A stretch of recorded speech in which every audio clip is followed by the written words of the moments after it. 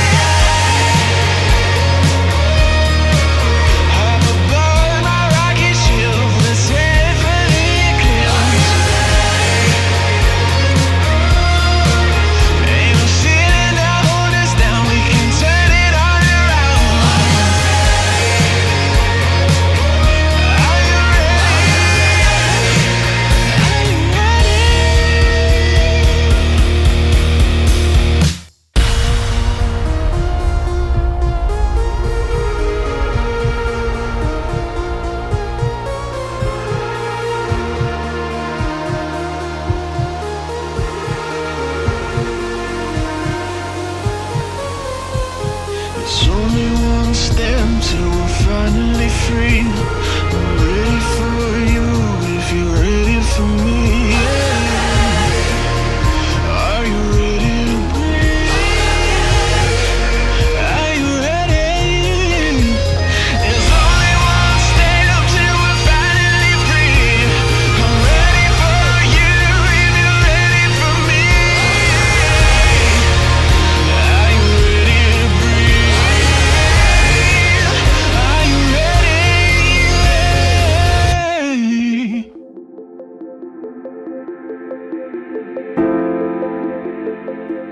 If you were talking to somebody and they had never been on a trip, never been on a May Club trip, and there was one thing you would tell them that might help them decide that this is something that they need to make the time and commitment to do, what do you think it might be? You know, there's that saying that hurry is not of the devil, it is the devil. And we all get so busy in our lives with our jobs and everything else. We start thinking that a lot of the things that we do, like, you know, what our job position is who we are, and makes us who we are. And a lot of guys are just running around out there with absolutely no real purpose. You know, they think, well, I've got to provide for my family, and I got to climb the ladder, and you know, I've got to have the right friends, and I've got to go to the right places, and I just think that men lose their way. Whether it were 4 of us on a lake in Arkansas, or 20 of us back at that same lake again some years later, or 5 of us here 10 years ago, and now there's 20 of us here 10 years later in the same place. It may become big. It may stay big. It's become big. But it wasn't about that. It's still about the same things. It's about, you know, the fellowship and the time together in nature. And the other thing that I think is important for people to recognize is how special it is. You know, I don't know why, but men, you said it earlier, I traveled the world. I meet men all over the world. And I found out that what's fairly common around the world is men, we get busy in our lives, and we get further and further from our friends, and we know people, but we don't really have friends.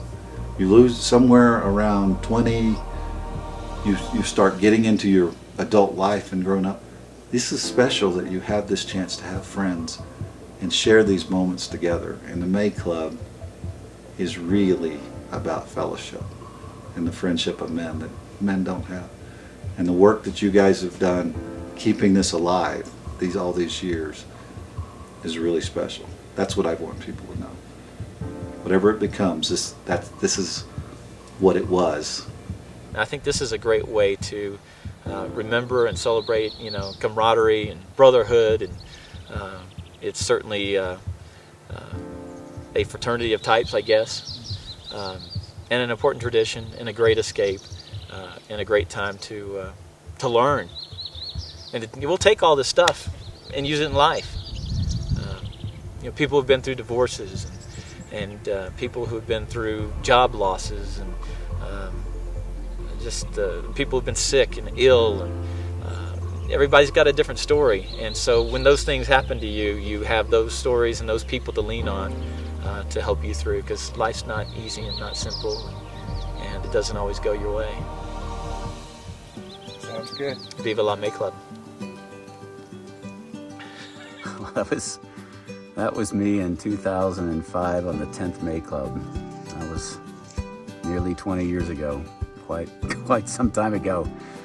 A lot older now, and headed for our 30th May Club.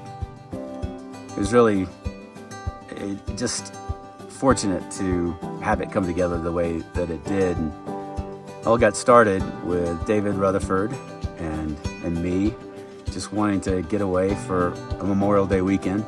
We didn't have much money.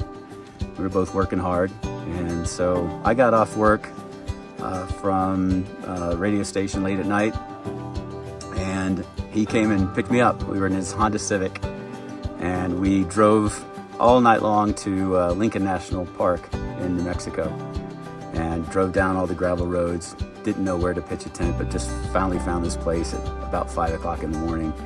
Pitched our tent, got some sleep, and when we woke up amongst pine trees and hills and the Sacramento Mountains, and it was just incredible. And we spent the next few days hiking and sitting around the campfire and cooking and driving into Cloudcroft every once in a blue moon, and just decided it was something we wanted to do again and again. And so the next year we went to Galveston, and the year after that we went to Twin Lakes, Colorado, and we started building more people along the way as we went, and just got bigger and bigger as the years went on, and grew into what it is today. You invited me on a May Club back when we were neighbors, I met you in 1996, and how you asked me in that first year and I turned you down, and you asked me in the second year, turned down, and I think it was until maybe the third year that I finally decided that I was going to go on the May Club trip. And to this day, I still regret not going and missing out on those 2 prior years. Yeah. because the adventure that we go on all the time, I can't believe I missed out on that. Because going on May Club, to me, it woke me up. It was this camaraderie, these group of friends. Because at first I didn't know what it was, and I'm not the adventurous type. But through May Club, I learned that. Most people can't wrap their head around what the May Club is, and when you try to talk to them about it or describe it, it seems like they find themselves yearning to be a part of something like this. And it's been an absolute privilege. It's incredible to be a part of such a fraternity of men like we have here. I joined in 2009. So it's been 13, 15 years, I don't know, long time. And it's interesting how when you experience adventures together with other men, and then you get to, break bread with them and share drinks with them and laugh with them, and they open up about their life and their problems, and you can open up about yours and your experiences. But those are lifelong bonds that are formed through that experience. And a lot of that begins with like experiencing a life together. The invite to May Club was one of the most important things to me. Not knowing what it was, anything about it, was special because I'm from West Texas. I moved out to Fort Worth and didn't know anyone, didn't have any friends. Trying to find a church was extremely difficult. And yeah, I was kind of miserable being away from home. Everybody I went to school with grew up, and Don approached me about May Club and invited me, and it really meant a lot to me that here's someone that I don't know that would look at me and care enough to invite me on a very special trip. And it was the beginning of a great adventure. One of the things that stuck out to me was the coming of age, or maybe more of like a mind blown moment with the May Club experience. And that would probably, for me, I think what I revert back to is just enjoying being the dumbest guy in the room. And me being one of the younger guys, it's nice just to kind of be the fly on the wall and listen to the guys that are ahead of me. So dealing with even if it's family life or work, or spiritual, I still do, but I can take from that experience. The guys that have already gone through what I'm going, my next steps, they're 3 or 4 steps ahead of me. So that has been a huge takeaway and benefit to me. The May Club has always been about adventure. And as the ranks of the May Club have expanded, we've seen different men come in with different backgrounds and different experiences. And that's really been a big part of the draw to help make it interesting and fun and bonding for the new members, is that they come in and they get to experience things side by side with someone that's maybe done it for many years, and in a non-threatening environment where you can try it out, and it's okay that you don't know it and you want to learn it, and someone that can be patient and show it to you and then let you fully embrace and enjoy it. And that runs the gamut of many, many things.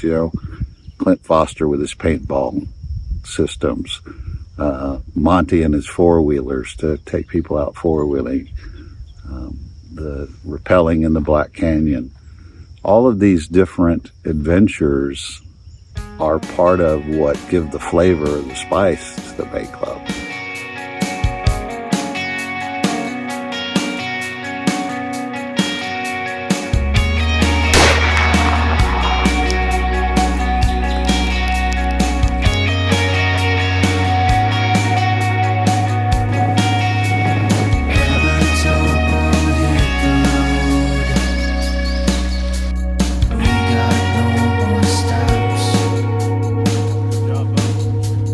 Destination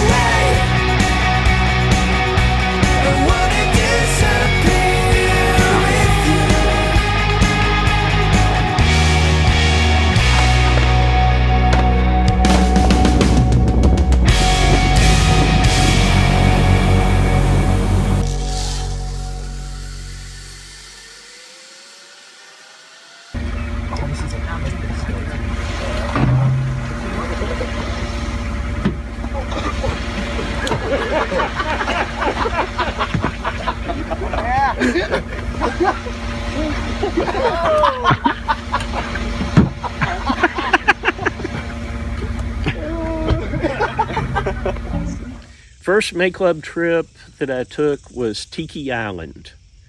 Stayed in the big 3-story house and just had a great time. It's grown from there. We probably had as many people staying in one house as when we go down there now. We stay in 2 or 3 houses. Comfort level's a whole lot higher than what it used to be. Thinking back to my very first May Club, I remember that I called Don and wanted to ask him about some radio advertising, and I hadn't spoken to him since I was with Al Banker for 10 or 12 years or however long it had been. And he called me like the next day and said, hey, let's go to lunch. And we went to lunch. We had a great lunch. He shared his information he had for me about radio advertising and invited me to a May Club cookout at his house, where I decided to go and knew nobody, but we had a nice time and I met a lot of the guys. And shortly after that, he invited me to 2009 Die Hard to Mount Elbert. We stayed at Mount Elbert Lodge with the 9 of us packed into one Suburban with all of our gear, doing winter climbs basically. We stayed in this crappy lodge with 1 bathroom and 9 guys. And I had just come off a kidney infarction. I was in the hospital for 5 days. But we did it, and it was one of the best experiences I ever have. It's still, to this day, my lock screen on my phone. The picture of me on the peak that Don took of me as I was walking and the ice was pelting and my hood was blowing. There's a picture of that. And I think that kind of unlocked my adventure side. And since then, I don't know, I think he and Don and I climbed over 14 mountains together. I think we went to the Black Canyon, right? And I remember climbing and looking down this cliff, and I'm scared shitless, right? How am I going to get down this thing? But I also remember Richard being up there and talking everybody down. And made it down, and I wanted to go back and do it again after that first experience. So I guess my awareness of the May Club was my dad going on the trips. So he would go and Dad, where were you? What'd you do? And we start seeing pictures, whitewater rafting, all sorts of just cool outdoor stuff. And at the time I was 15, 16, watching these trips, seeing the pictures, hearing the stories. And then I wanted to go. Well, you got to be over 18 and someone else has to invite you. So needless to say, I was pretty excited I believe it was 19. My first trip was a Broken Bow. I had a good friend who invited me to go to May Club for a couple of years, and I was reluctant to go. But after a couple of requests, I finally decided to go to Key West, Florida. And I didn't know anybody. I knew one guy out of 30, but the fraternity that this group had was unlike any other group I'd ever experienced before. It was a vast array of guys that were all welcoming, all friendly. We were in Moab, and I was having breakfast in the diner there in town. And here comes Steve and Kent and Ryan and Mike, and trying to figure out what they're going to do because it's raining. And they walk in the same diner, and before the day's over, we're taking the rental car they've got, and we're going all around the park there at Moab and taking in the parts of the park that none of us had seen before, and just taking a trail that goes down along the side of a cliff, thinking we're invincible again, obviously, right? That took 4 hours and went to parts of the park and on parts of the Colorado that were just amazing. And just being able to sit there and take that in with them and enjoy that and reflect back on what an accidentally perfect day, one of the most wonderful May Club days there was. It wasn't a bit of it planned. It was a makeup day. Here I am today with my family, my oldest son filming from Canyonlands, and behind me is the Grand View. This is a place that I went in my 3rd year with May Club, a place that I may have never discovered. But here I am, bringing my family back and showing them something, that May Club gave to me, and just hoping that this will just continue down the line. My favorite trip is when we went to Moab and we went on this hike in the back country, and if it wasn't for this group of guys, I don't know, I'd probably still be laying out there on a rock somewhere. We wake up into the morning and there's snow, deep snow covering the ground. We have a midday hike and it starts hailing. There is lightning striking around us. Michael Scott was doing the counting thing. I think we saw all forms of weather that day. We had hail, we had rain, we had flood, we had heat. Our rain poured down and we were in a flash flood. We were making human change just to get across some tough spots. And then it all went away and the sun came out with a heat of fury.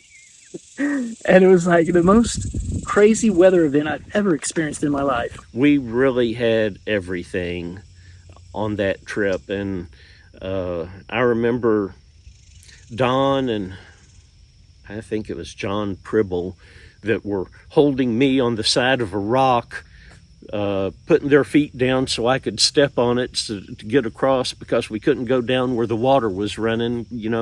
Who would have thought there would have been a flood that day and you're having to climb on the side of a rock to get across something. But that was probably one of the most memorable trips because of that I have been on. And when it comes to May Club locations, I'm always in, regardless of where they are. But I'm kind of partial to locations that lend themselves to more activities, like Moab.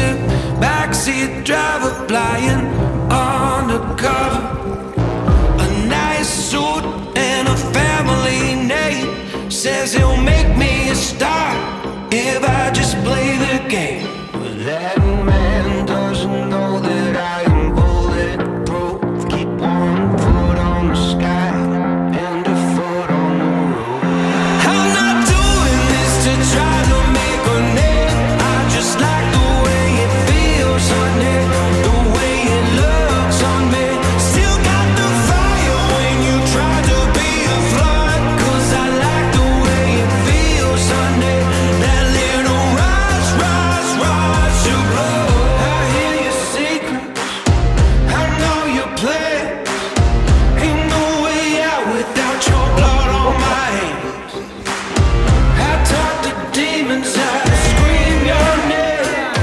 They always say the best for the businessman. I'm not doing this to try to make a name. I just like the way it feels on me, the way it looks on me.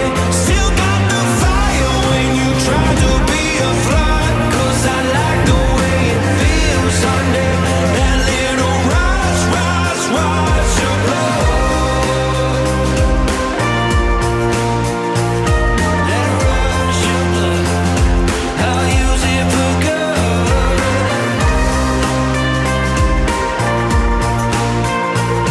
That rush of blood, I'll use it for good. Throwing hundreds in the holy water, just a backseat driver flying on the cover. Different faces, but they're always the same. Say they'll make you a star if you'll just sign your name. That man doesn't know that we are bulletproof. Keep one foot on the sky and a foot on the roof.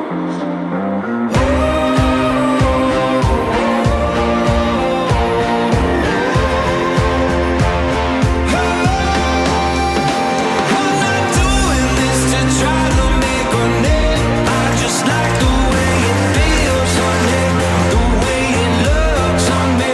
Still got the fire when you try to be a flood, 'cause I like the way it feels on me.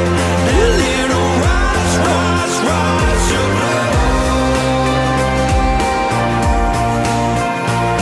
That rush of blood, I'll use it for good.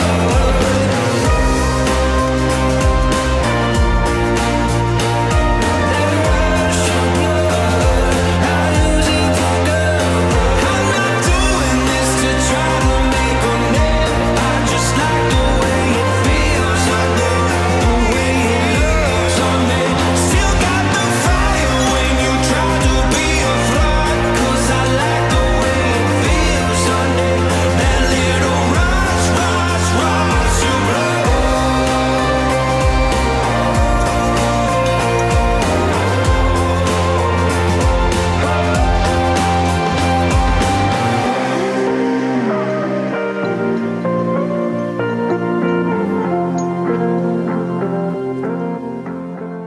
So May Club has kind of diversified a little bit over the years because people have come into the group that aren't as excited about, for example, climbing 14,000 foot mountains in Colorado. And some people are very content sitting on the porch reading a book, and which is a great thing to do. And other people like to bike, and other people like to hike. So, you know, the intensity of May Club has kind of changed to where, you know, we've got more excursions that aren't quite as aggressive. So we came up many years ago with Die Hard. To this day, one of the regrets that I have had, and I got to find a way to remedy that, is outside of the actual May Club May 1st trip, which is always, you know, on my birthday, going on another trip, a Die Hard trip, and really challenging myself. That's next.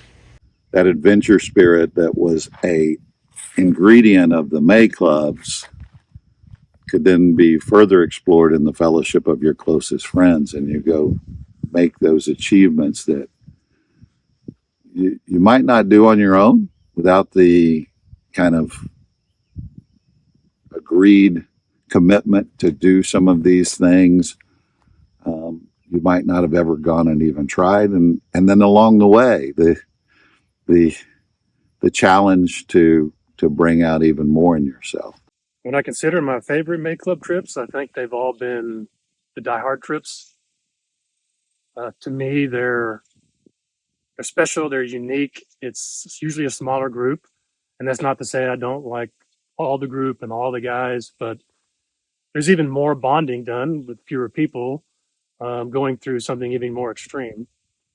And there's more celebration, there's almost more commonality or more camaraderie in a way.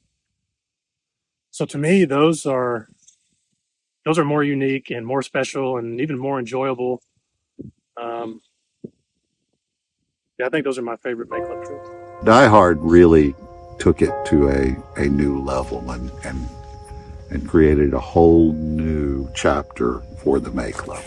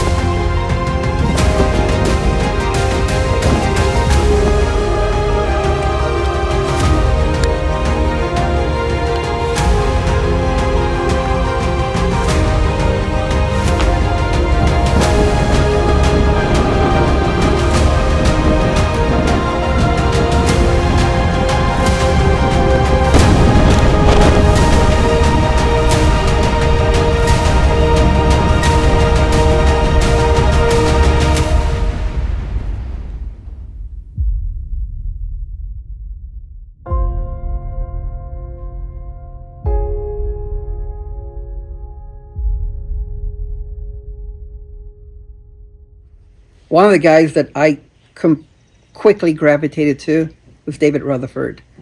We roamed together, we went fishing together, we hiked together, we golfed together. A great individual. David's friendship was key to the start of the May Club. It was he and I going on the first May Club trip, and we had met while we were in college, and I was dating Danae, he was dating Rachel, and so we all kind of hung out together. I was in his wedding, he was in my wedding, and so he was someone that was a close friend, and that was something unique for me because I'd had trouble, building relationships after high school.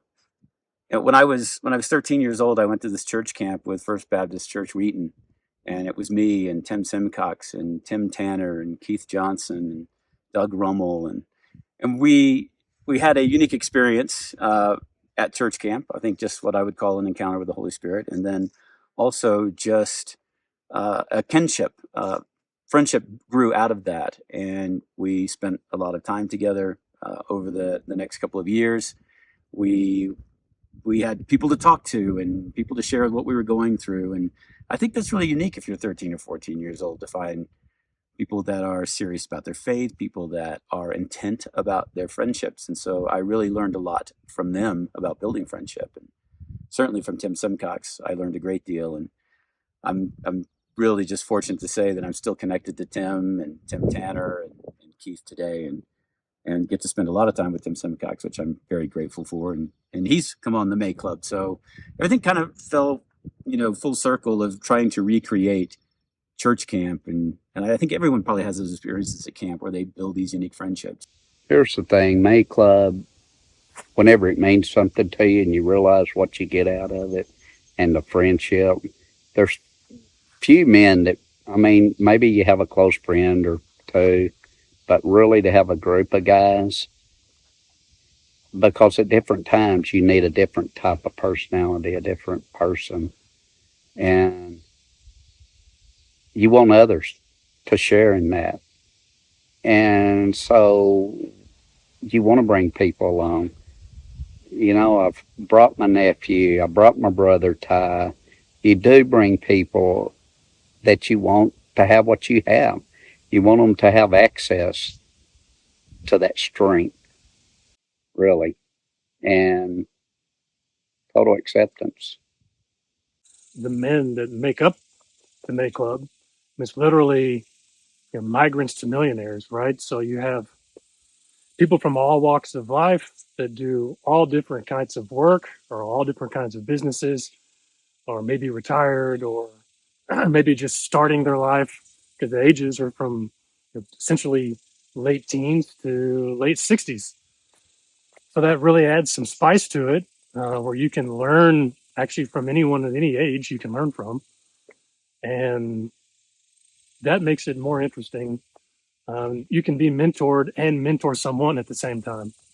And that's a really unique thing. I think we all want to be a part of something, and May Club is just a real opportunity for guys to be a part of each other's lives, to share a combination of people and personalities. And it's, I feel like there's so many people there. If there was anything I needed, I could call at any time, and I would have several people run in to say, I'm here, what do you need? It's the thing that I can go back and I can talk to people about, non-May Club people, and they're in awe of the adventures that we've gone. Every time I've shared pictures or talked about the stories and adventures we have done. We know that we can depend and call on one another. We're there for each other. Whenever my mom passed away, it was May Club that came together. May Club went out to West Texas to the funeral and was there for me and united around me and supported me, lifted me up, encouraged me, and I wasn't alone. I walked down to the river where we were staying, and all these young guys are sitting around the fire. All the kids of the original May Clubs, and I see they have their own little thing happening. And speaking of David not seeing what happened, wow, we have a whole new generation of guys that might just take this on past what we've experienced and have their own May Club experiences together. And I don't know, maybe our grandkids end up underneath them at some point. But it was very encouraging, and it I guess, warmed my heart. I don't know what the right word is to say that. We've got to get much more intentional about friendship than we have been in the past, because it's so easy to become disconnected. The world's technology that was going to bring us all together sent us further apart. Men do get, really wrapped up in their work. Men get wrapped up in their families, and that's not a bad thing, but it is a bad thing if they don't have time to also build friendship as well. And so May Club is this 5 days, an opportunity to step out of work and step out of family, step everything else, and go act like a boy and hang out with a bunch of other boys. And that, I think, is key to building friendship. Most people are just walking around waiting for someone to befriend them instead of reaching out and befriending themselves and taking that responsibility on themselves. And G.K. Chesterton, I think, has one of the greatest quotes to talk about that. This is what G.K. Chesterton said. He said, "How much larger would your life be if yourself could become smaller in it? If you could really look at men with common curiosity and pleasure, if you could see them walking as they are in their sunny selfishness and their virile indifference, you would begin to be interested in them because they were not interested in you. You would break out of this tiny and tawdry theater in which your own little plot is always being played out, and you would find yourself under a free sky in a street full of splendid strangers." Friendship begins with you reaching out, not waiting for someone to reach out to you. Friendship begins by caring about someone else, whether they care about you as deeply or not back. That is how friendship builds. And if you have this hope of having great friendships in your life, it will be because of the effort that you are putting forward. That's the purpose of the May Club, to build friendship and to be intentional about it.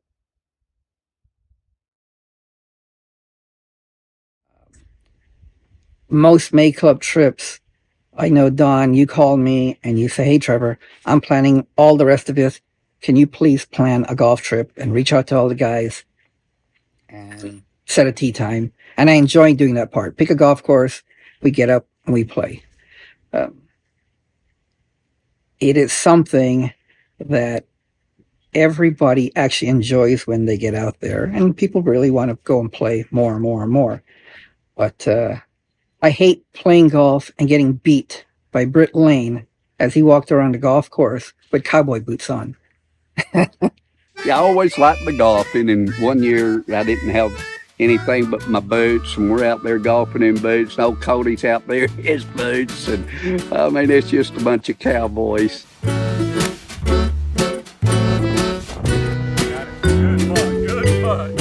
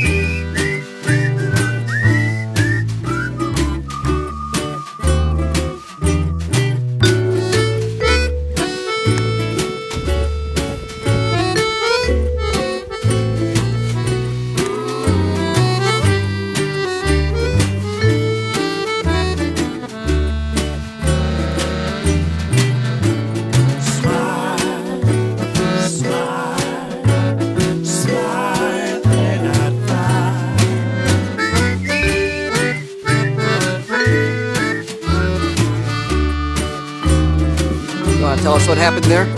Well, what happened there? Crappy golf. Well, I think maybe not funny that happened to me, but I have been a witness to funny things with the young bucks, and there's some things I just don't. Singing Sweet Caroline, the Irish Kevin version, in a bar on Duval Street. Yeah, I can't ever hear that song again, ever, the same way. You care to sing it? No, I think that, I don't think I should sing it, but those that know, know. Sweet Caroline. No, don't. No, we're not going to do that. Ba, ba, ba. Ba, ba, ba. Yeah, that's it. You know, some things, what happens at May Club stays at May Club. Because what happens on the May Club stays on the May Club. Unless Don Owens tells them. So be careful. There's been a series of events that maybe it's been embarrassing to some or not. I just don't really want to go down that road. Swimming with the sharks. Not what you think. We've never swam with the sharks, except when some guys caught a shark in Galveston and threw him in the pool at the house we were staying at. If you're not picked on in May Club, you're probably not well liked. Yeah. If you're picked on, you know you're in. You're locked in there, right? We're at an event and something got canceled, so Don is asking everyone to vote on two different options. Trevor raises his hand, and he's the only one who raised his hand. Cody glances over and sees it. He immediately shoots up his hand and says, "I'm voting with the minority." It's also my wife's birthday, and she told me to give you a hug and a kiss.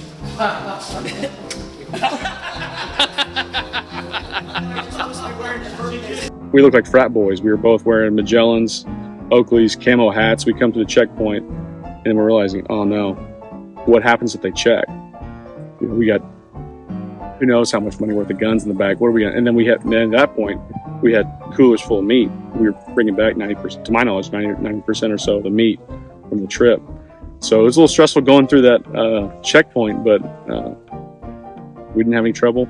It really was just an escape just from trying to get away from nagging wives at the time, because that's how we saw them, screaming children and all that kind of stuff. But, you know, that's not how we see them today. Hi, honey. Good one. Wow. The hardest I've ever laughed in my life, before or since, was on a May Club event where we had just had an epic evening of sushi and sake bombs. A few of us stumbled into this German bar, and I had never laughed. There was a lot of laughing at people and a lot of laughing with people. I think John Pribble was mostly laughing at people. And then the time on Grays and Tories when we got to the saddle, and again the wind was just blowing. And we get to the saddle and we find this rock, and Don and I just sit behind it, and immediately we just hug each other. Not out of love, because we need the heat. And he's like, let's just keep going. I'm like, no, we shouldn't keep going. He stands up. He's like a weeble wobble because of the wind. And I'm like, what are you doing? He can't hear me. So I'm waving my arms. He's waving his arms, and I'm not moving. I'm like, so he comes back down. He's like, what? And I'm like, you're going to die. So we decided it was best to turn around and go back. It was starting to get dark. We have no cell signal, and our batteries are almost run dead. And at some point, we ended up in this small little Arkansas community that Wes kept referring to as Man Rape Arkansas. It's like, stop calling it that! Once we finally made it past all the meth labs, we still had like 10 more miles to go. And it was kind of panicky. And then here comes a truck. I was never so glad to see a familiar May Club face than on that dirt road. I think it was Britt Lane. I can't remember who was with him, but man, they saved our lives. One of the funniest moments for me on a May Club trip was myself and Don and Richard Salmons went to climb La Plata. And we hike up and we're going to camp. at like 11,500 feet and then finished hiking the next day. Richard wanted to camp. Don did not really want to camp. And I was sort of impartial to it. I kind of prefer to go and get back to the hotel, but I'm along for the ride. And so it starts raining, and we got our tents out and can't light a fire. I look over, and it's the first time in my life I've ever seen Don Owens pout. And I just took a picture of it, and I still laugh at that photo every time I see it to this day.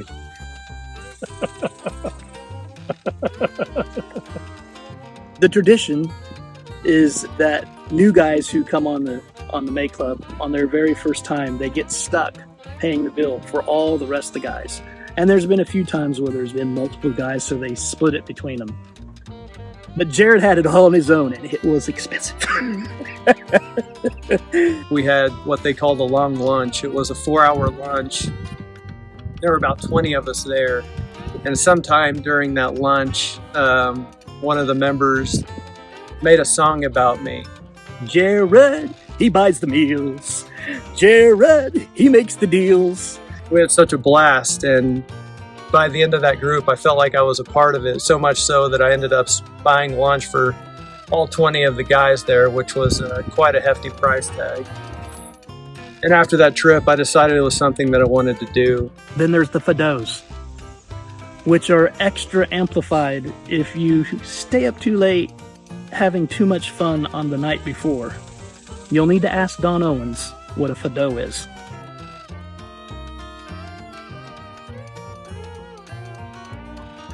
I expect there's going to be many more memories to come in the years ahead.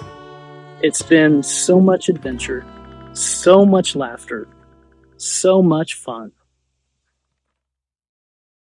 So all of us started having kids, and we wanted to do something with our kids that was May Clubbish. So we started a May Club trip father-daughter. We started a May Club trip father-son. And I really miss those because my kids are all grown and married now. But when we were doing those were just a blast. And just to watch the kids, live life together, to go on experiences together, to kind of see this mini version of May Club beginning to blossom. And then to just spend time with the fathers. It kind of gave different people opportunities to step into May Club that couldn't participate in other events, but they, could bring the kids along. So father-daughter and father-son have been awesome events throughout the years. I can't talk about May Club without going back to my daughter Stephanie. There was a father-daughter camp out at Mineral Wells State Park. So I got up early and decided I was going to take Stephanie on Saturday morning. So we left at 5 o'clock in the morning, got out there in time for breakfast, and I'm just sort of enjoying being there. Of course, Stephanie's in her wheelchair, and I'm, just enjoying being there. And so here comes, I think I'm standing there talking to Eric, and here comes Cody. And Cody says, "What are y'all up to?" Because Cody does. And, well, we're just kind of standing here. And he says, "Well, they're down there rappelling down the cliff. Have you been rappelling yet?" And I said, "No." And he said, "You need to go down there. I think Eric and I can handle this. I think we can take care of Stephanie here." And I'm kind of like, wow. Then here comes Donnie along, and he says, "Between the three of us, we got this." So I take off down to where the rappelling is, and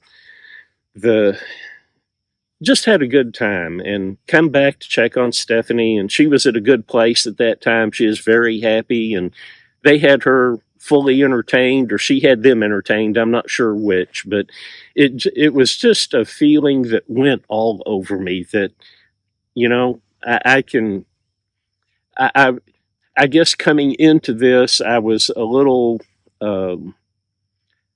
with Stephanie, there were a lot of things I couldn't do. Just because I couldn't get out and do things. I was maybe sort of isolated in some ways in my mind. And it's kind of like, man, these guys are great. I mean, it gave me a real opportunity to do some things. A before the sun every single day. He gave me a home and gave me my name. He sang Robert Earl and sweet baby James. Yeah, he built a life on Amazing Grace. I was born to break every single rule, with a reckless heart, sometimes a fool. I was hell to raise, but he kept his cool. Showed me love will always follow through. I can see it all in his weathered eyes, full of strength and love and sacrifice. Oh, I've spent my days living on the run, but now I know it, I'm my father's son.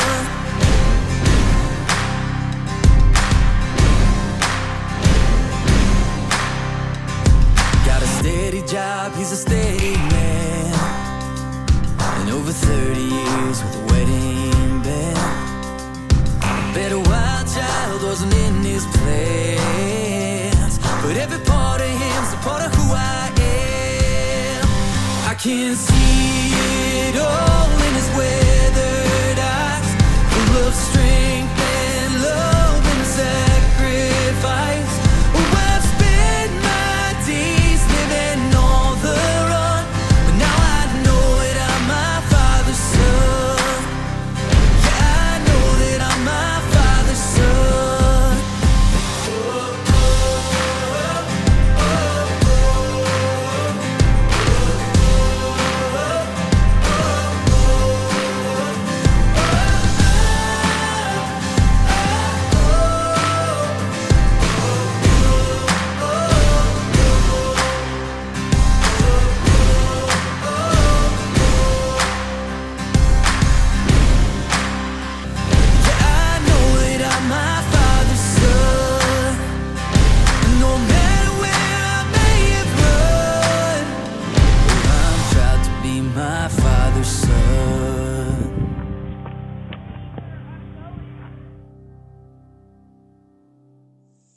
And I'd say one unique aspect of the May Club trip is the house itself, and all the guys having one place to congregate, and simple as have some snacks, a couple of drinks. A few guys can step into a corner or sit on a couch and have a chat. A group can hang together and play a game. A group can sit by the pool or by a fire pit and chat about what's going on in their life. It's a hub, basically, for everyone to start in the morning and go off and go golfing or hiking or canyoneering or rafting, or just read a book and at the house if you want. But as people come in, everyone can connect. What have we done today? How was it? What was your day like? And actually to share and enjoy each other's experience, even if you weren't on that experience. I think the May Club house, everyone being in one spot, really adds to the May Club trip.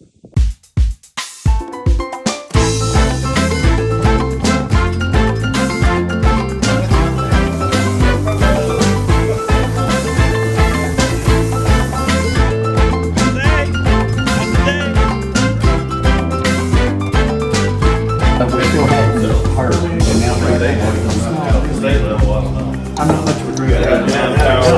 What is it?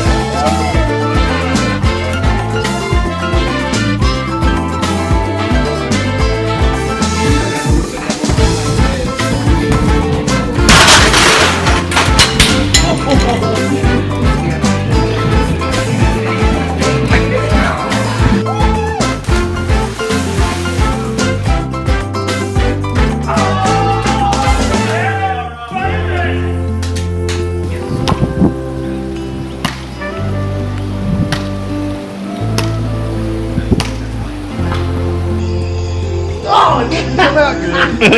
That was a false alarm, man.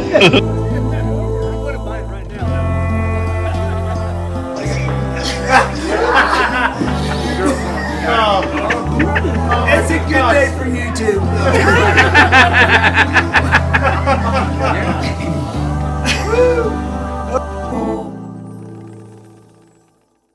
This year, 2024, is our 30th year, our 30th annual trip. When you consider the annual trip, the 5-day trip in May, when you put the diehards in, when you put the father-daughters, father-sons in, when you put what we called mini camps in, where we go out to, like Cliff had this property out in East Texas, we would go out there for a weekend. You put all this together, it's well over 75 trips over a period of these 30 years. That's a lot of time with these guys and a lot of opportunity to build friendship. Probably one of my favorite people is Darren Kirby. He's always in a good mood, and he has a great laugh, and he laughs at the dumb things I say, which then makes me laugh. And you just can't help but have a good time with him.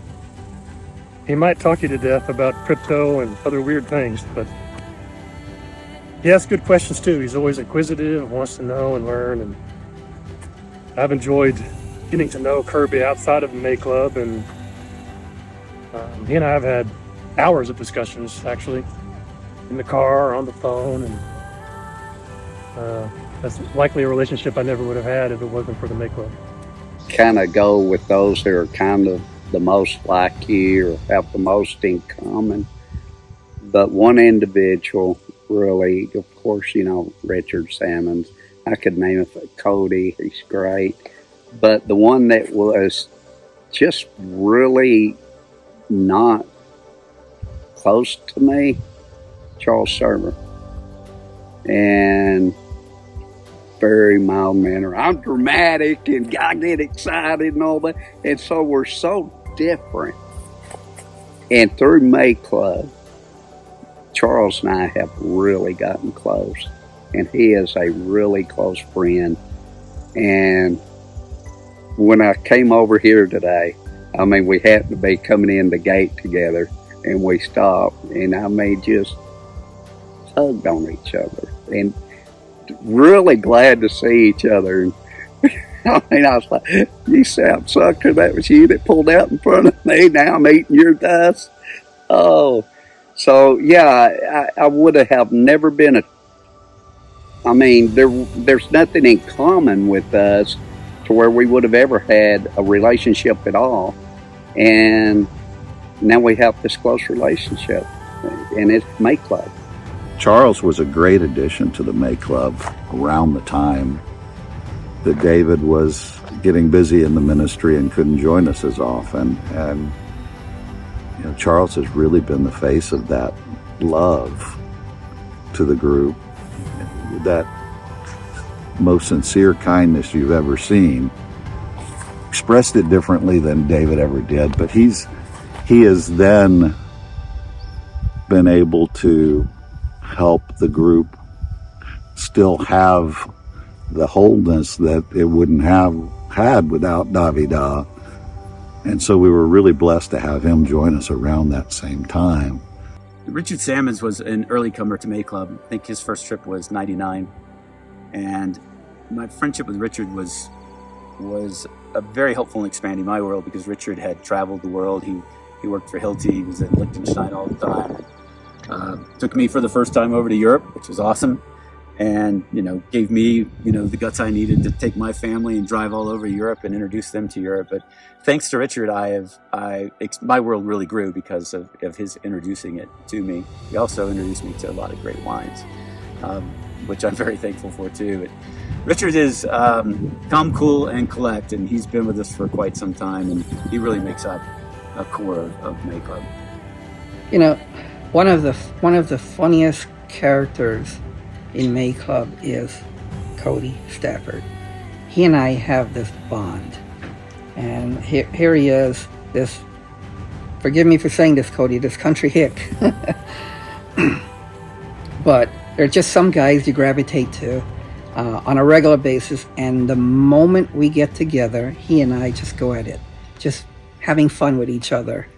And I hated that he hasn't been on a trip in a couple of years, and I'm going to do my darndest to get him to come next year, because I want that. I want that guy there. He makes it. Cody Stafford is one of the guys that he'll walk into a room and he'll liven up the room, just with his accent, his mannerisms. He's probably the only guy that I know in May Club that will walk around buck naked and don't care.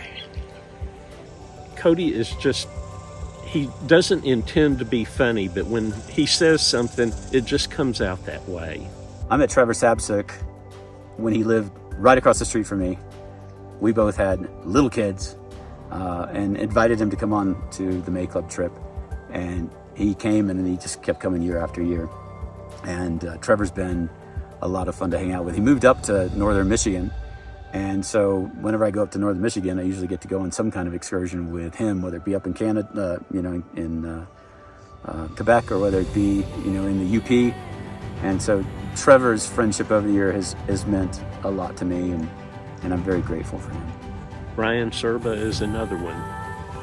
He's usually the last one to go to bed and the first one to get up, and he's always looking for a place to fish or to go hunt, or he's got to be doing something all the time. It's kind of like, oh, I'm going to go drop a line in. Anybody want to go? Well, at 6 o'clock in the morning. Well, that's when they bite the best.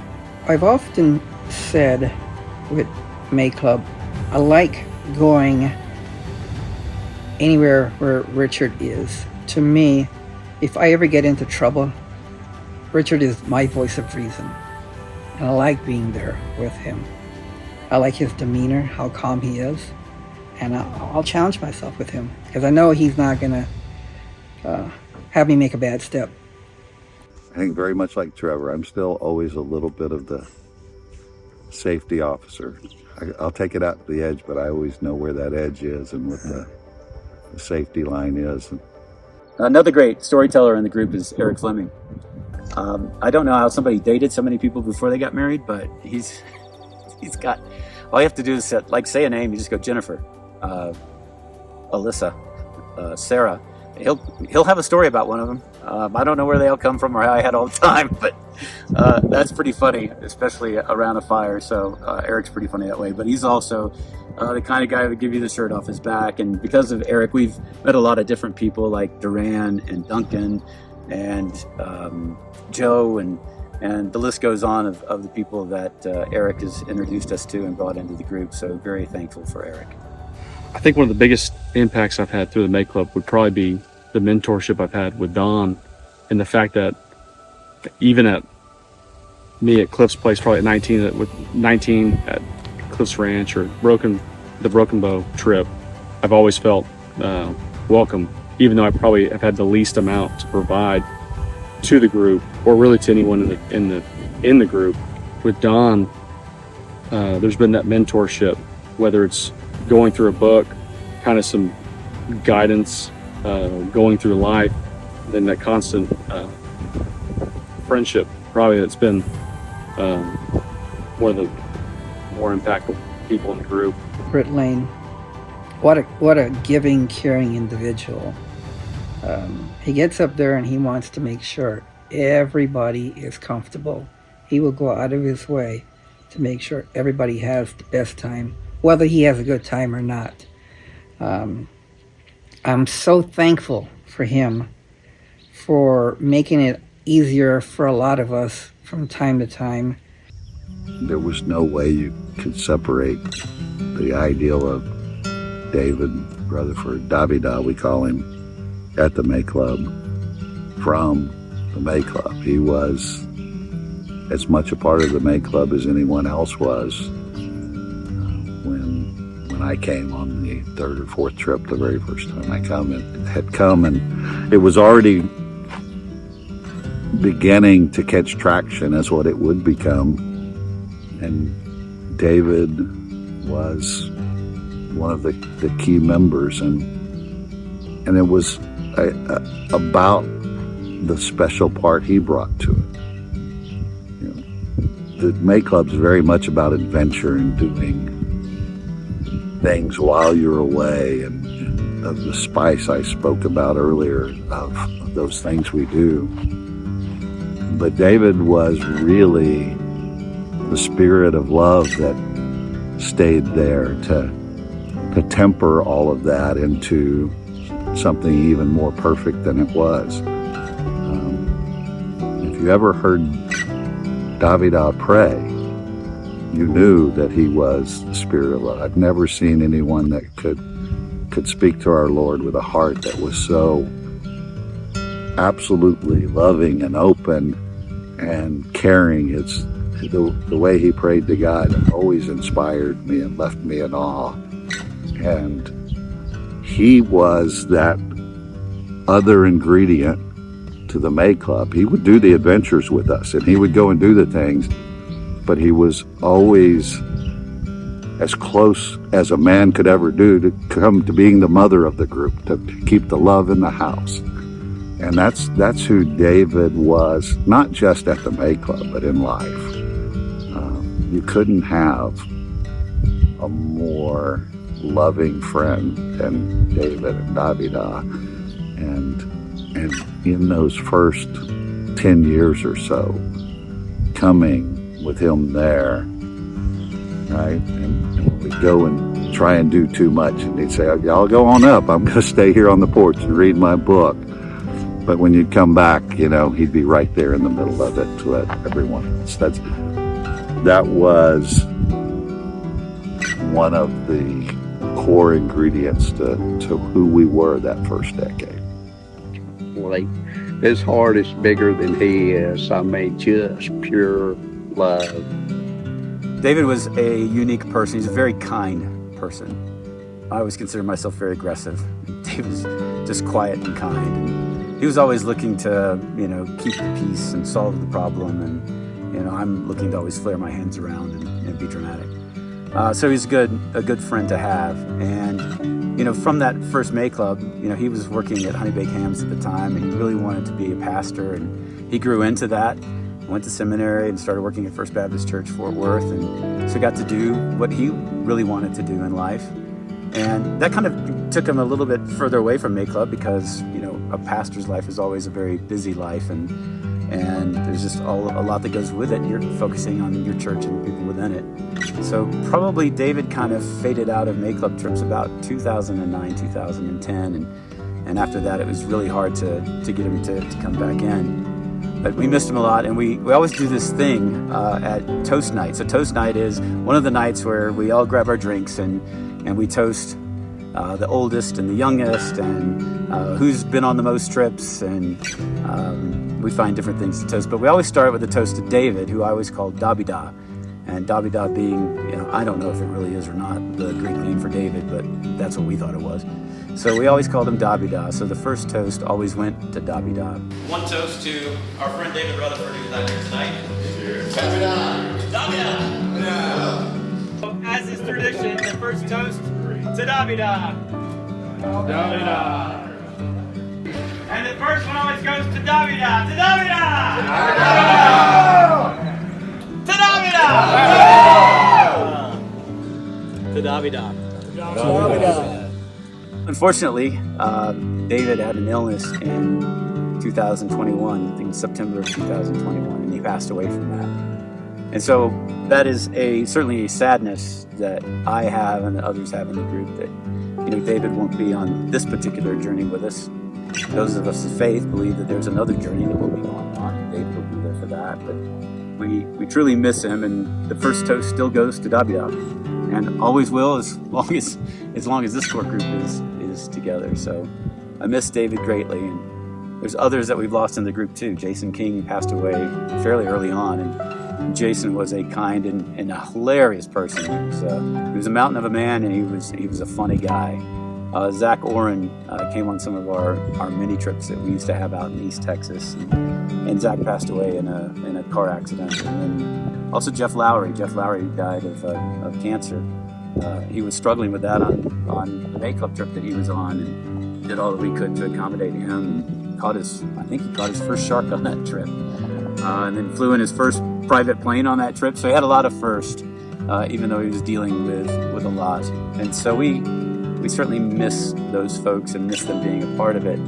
But as goes with fraternity, in time, all of us will be moving on. And so it's why I love having our kids involved, having our sons involved, and having young men come into the group so that they can keep the tradition alive. But certainly miss David, and certainly miss him being a part of May Club.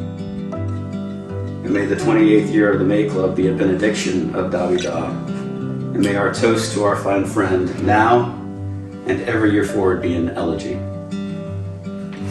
With that, we'll have our toast. Good night, Don.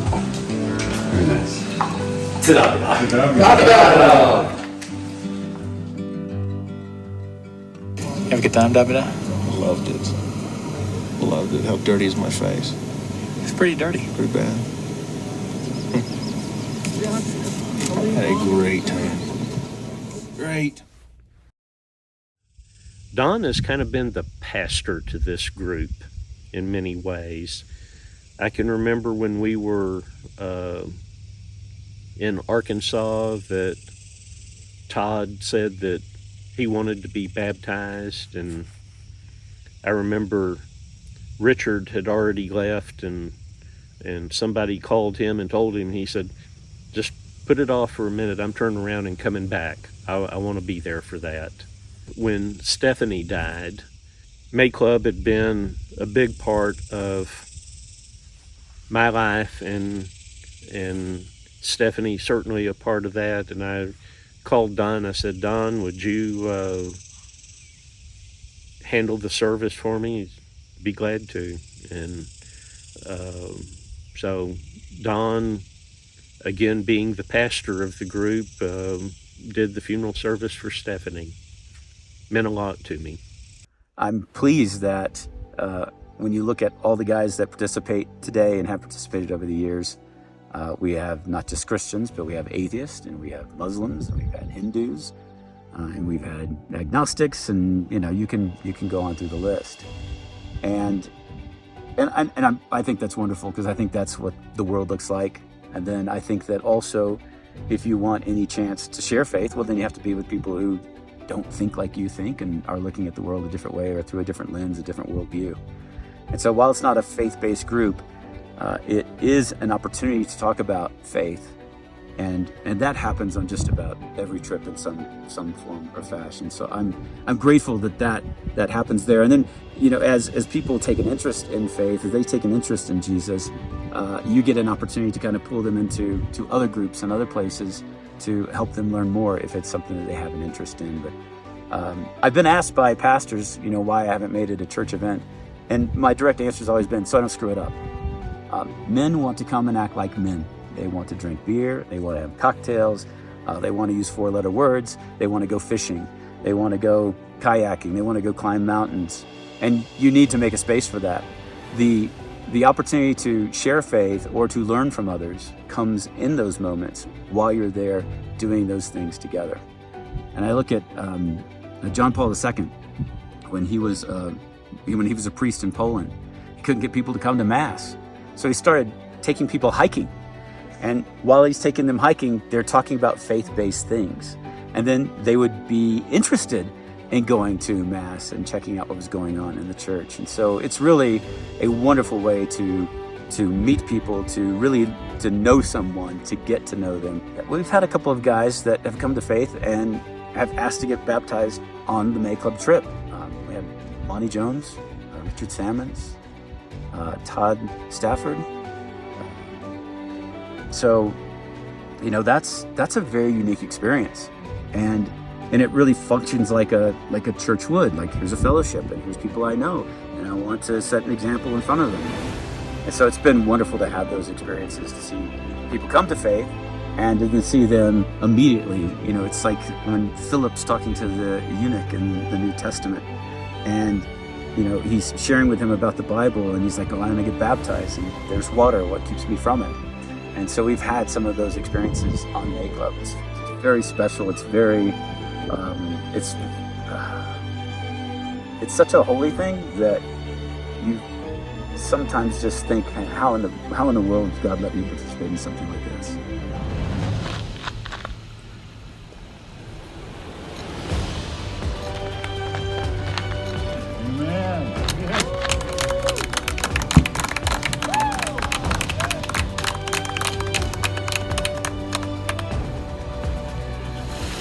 All right, as strange as it sounds, everybody grab a beer.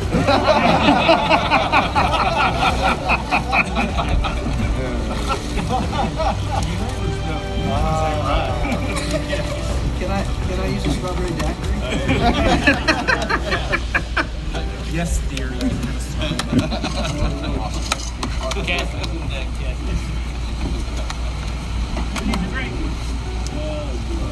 You feel? Good, man. I'm so happy for you, man. That's what we do. Congratulations, brother.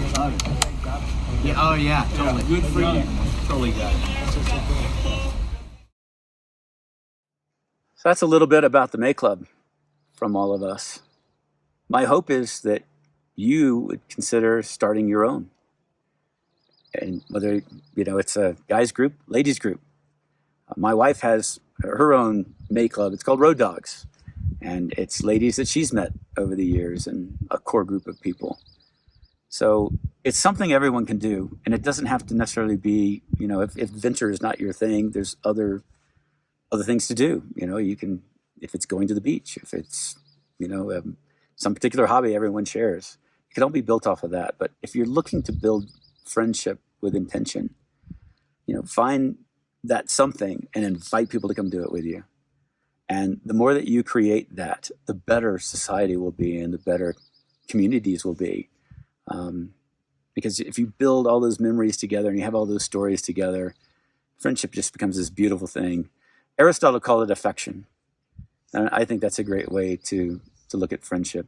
It is an affectionate relationship I have with these guys. I miss them when they're not there. I hug them first moment I see them.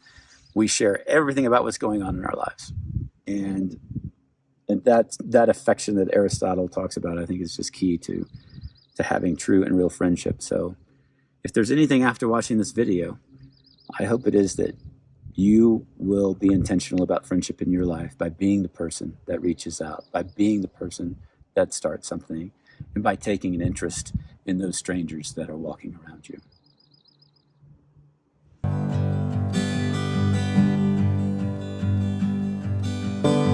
I met a man named Melchizedek. He was a good man, wandering lonely in the desert. He invited me to stay, said I would learn to love the space.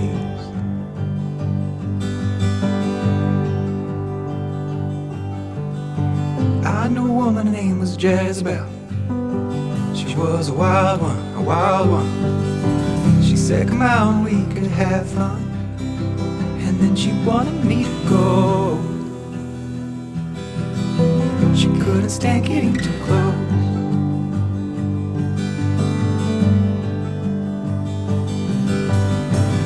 And I'm curious who I'll meet next. Who among them I will love best.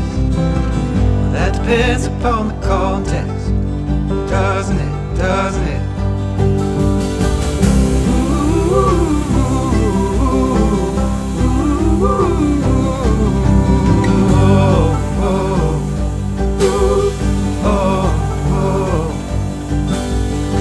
I knew a girl, her name was Mary. She was a sweet child. Her heart was broken, seen from miles wide, like the moon over the world.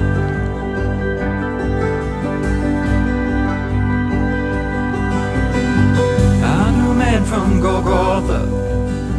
He was a giving man. He promised he would break my every day. In every way I use the word,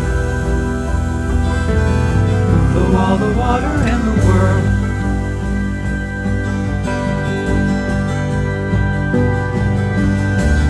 And I'm curious who I'll meet next. Who among them I will love best. that depends upon the context, doesn't it? Doesn't it?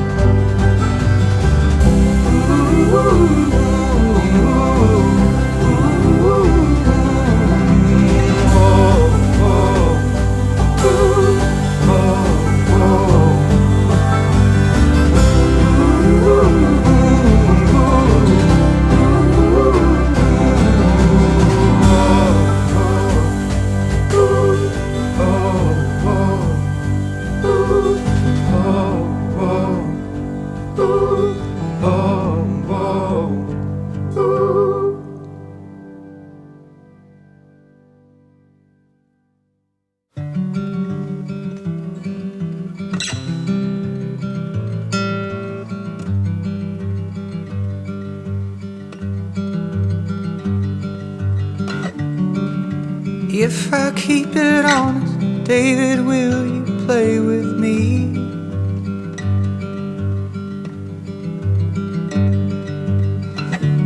I will smile within the pictures and then let the music breathe.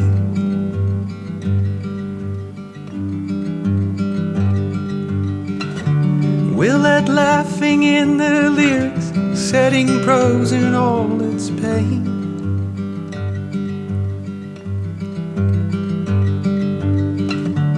Leaving distance from those cynics, we will keep them all at bay.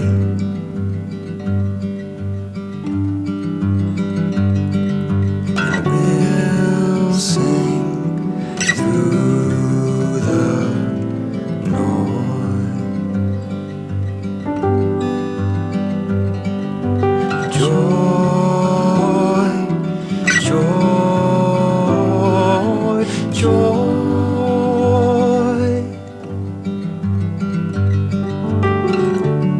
I am dressed for the occasion, I am in my Sunday best.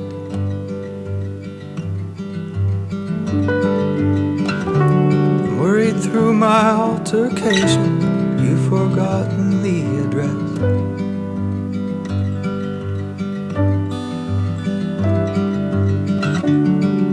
David, keep on playing, he is bound to show sometime.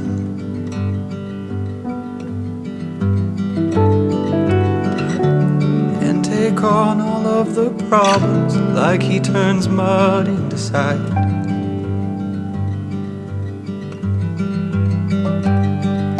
And we'll sing through the noise. Joy, joy, joy.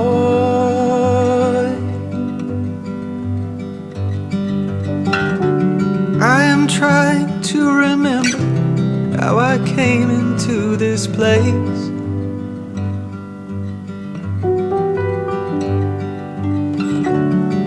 I know the affirmation brought their promises of fame.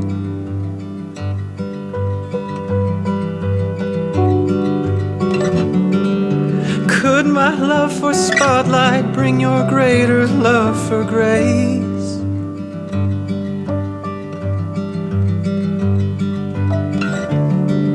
Shows are all over, you're the reason why I stay.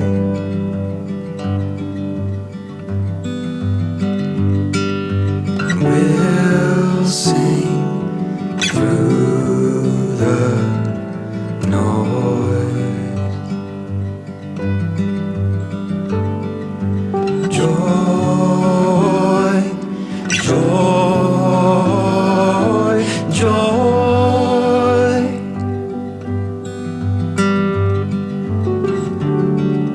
David was the audience, always on your mind.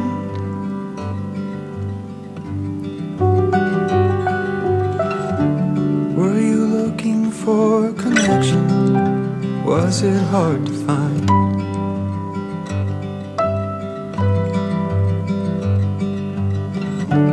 I am dressed for the occasion, I am in my Sunday best.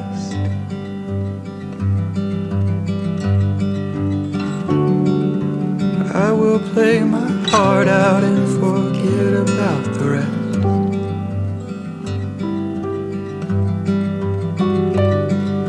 And we'll sing through the noise.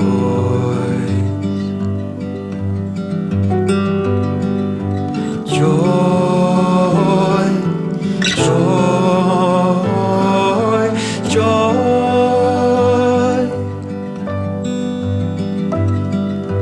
We'll sing through the noise.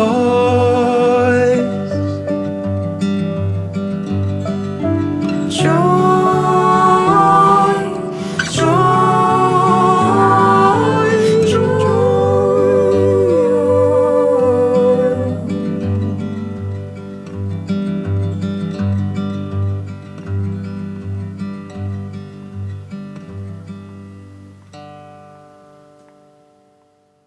Am I in the camera? 2004, 2005. I'm gonna stand here so I can feel short. I was just waiting for the joke. Oh, thank you for that.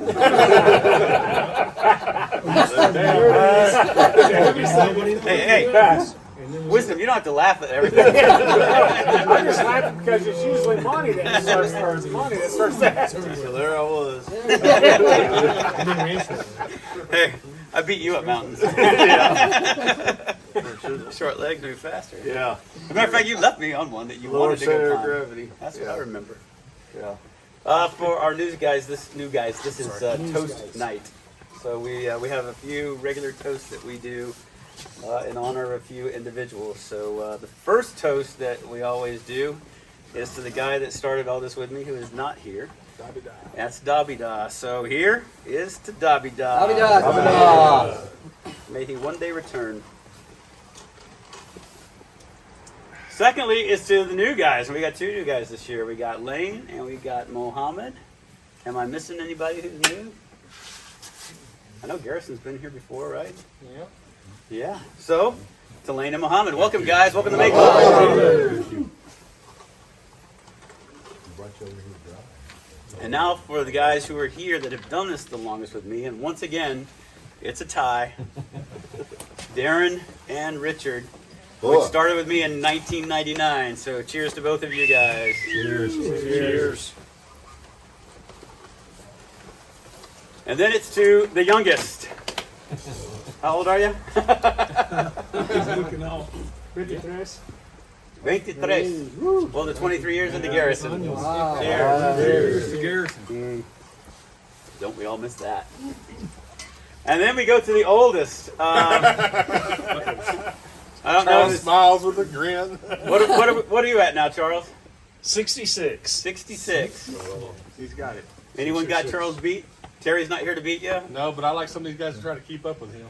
That's right. Well, here's to Charles. Charles. See, am I missing anything? Am I missing anyone? To the shortest guy here. Yeah. To Don. Keep us going. You're doing it again.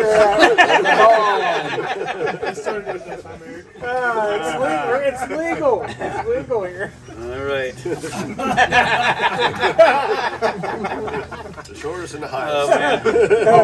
I'm Eric's supposed to be laughing. He's going to have to figure this stuff out. Here's Eric.